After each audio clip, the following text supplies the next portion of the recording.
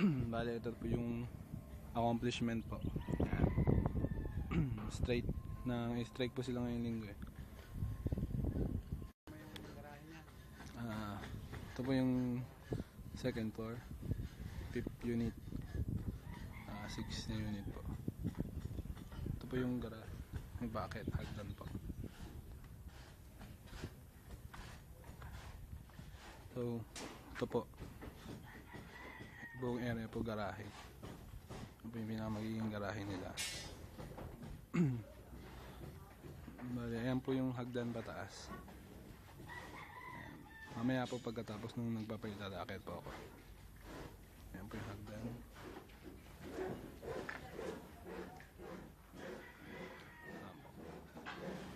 Palitada po siya. Ayan po yung mga post, mga beam.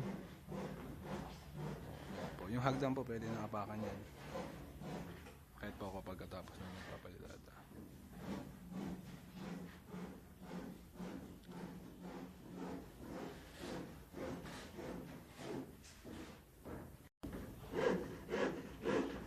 Ito po yung pang-limang unit. Ito na.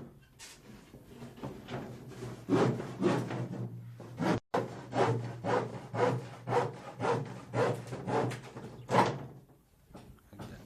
Ito po yung hagdan. Kayat po ako sa taas.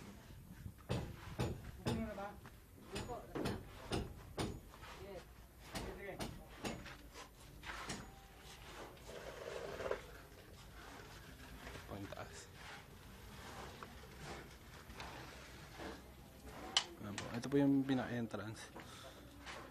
Bali, yan po yung kwarto. Ayan po. May area.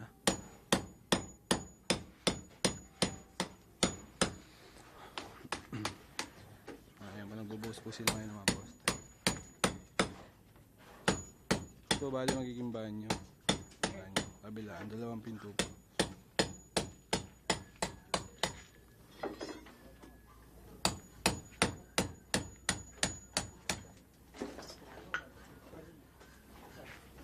Bali sa plano po yung doon po banda yung terrace eh. Nakaharap po siya. Ayan po. Bali po sa plano dyan po yung terrace. Ito po dito yung sinabi ko na magsasalubog yung 2 bintana. Yun po yung design. Ito yung bintana nung pang-5, yung bintana nung pang-6. Doon naman po yung terrace. Parang maliit na terrace dito naman sa kabila po. Ayan po. Nagsalubong po yung bintana. Ayan po yung pinaka-design nila sa gitna.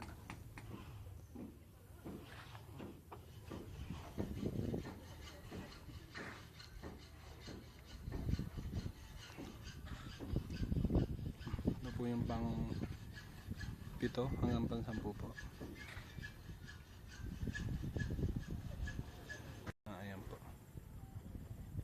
Ayan po.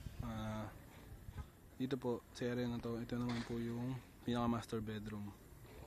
Dito naman po yung entrance ng bahay, dyan po yung pinto. Kumbaga nagbaliktad po siya dun sa ibang unit. Ayan po yung pagkakaiba nung naunang 5 dito po. Ayan po. Ayan po yung pang 8. Ito po yung pang 9. Ayun naman po yung pang 10. Yung tinatambak. Ito po yung pang 9 na unit. Yan po yung tinatambakan po ngayon ng flooring. Ayan po yung panambak natin.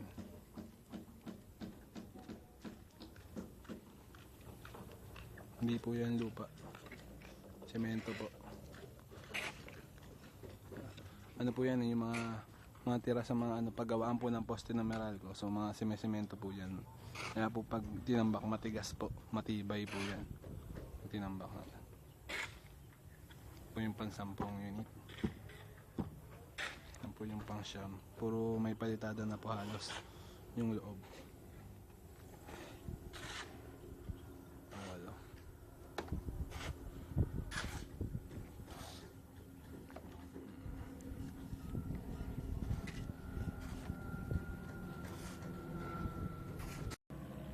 tayo dito. Baga ito po yung entrance. Pagpasok mo po, ito po yung nakasala. Doon po yung banyo sa dulo. Ito po yung pinaka magiging kusina na lang po ito. Ayan, ayan. Dalawa pa rin po yung kwarto. Dalawa pa rin po yung kwarto. Ito po yung master bedroom. Ito pa rin po yung isang kwarto. Banyo po, dalawang pinto pa rin. Ito po yung magiging toilet. Ito po yung shower. Then dito lang po sa area na to, ito po yung magiging toothbrush yan. And dito po, diyan naman po yung pinaka-lababo. Diyan na po sa area na yan. Na putita. Palitada po sila ngayon.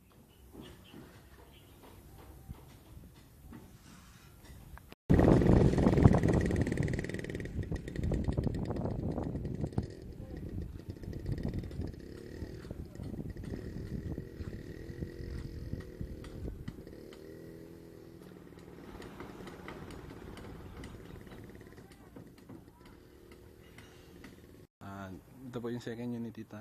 Pasok po ako. So ayan po yung pinaka-flooring niya po. Sa gate, pantay na lang po sa gate. May konting awang lang po. Ayun na po yan. Isang step. Ayun po. Pinaka magiging pangalawang step po. Bago po yung pinaka-entrance sa pintuan sa bahay. So, ayan po. Bali, ayan po yung mga tsura ng cabinet. Pag nakasara po. Nakasara po.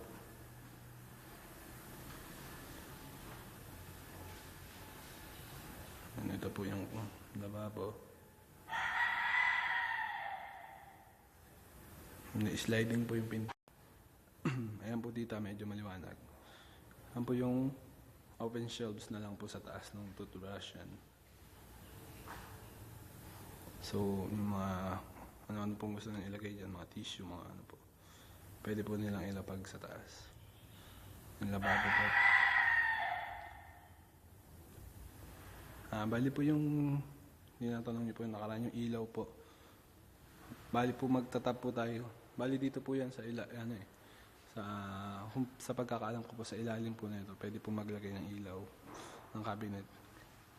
So dito po banda. Dito po banda sa ilalim. Katapat po dito sa sink natin.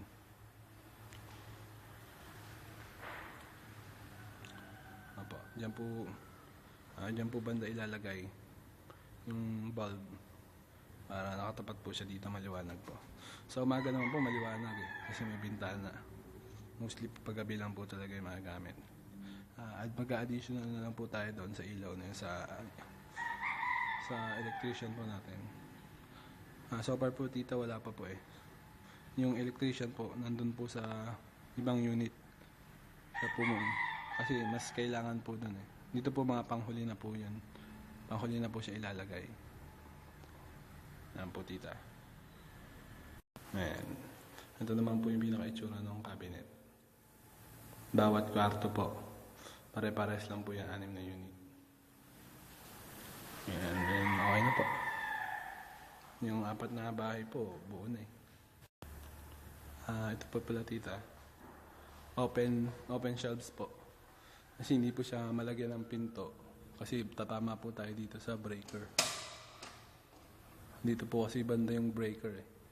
So, hindi po ubra na magkalagay po ng pinto kasi hindi po siya mabubuksan. So, ang ginawa po, open po, then nagkaroon na po ng division. Para po kung mabubuksan-buksan po ito.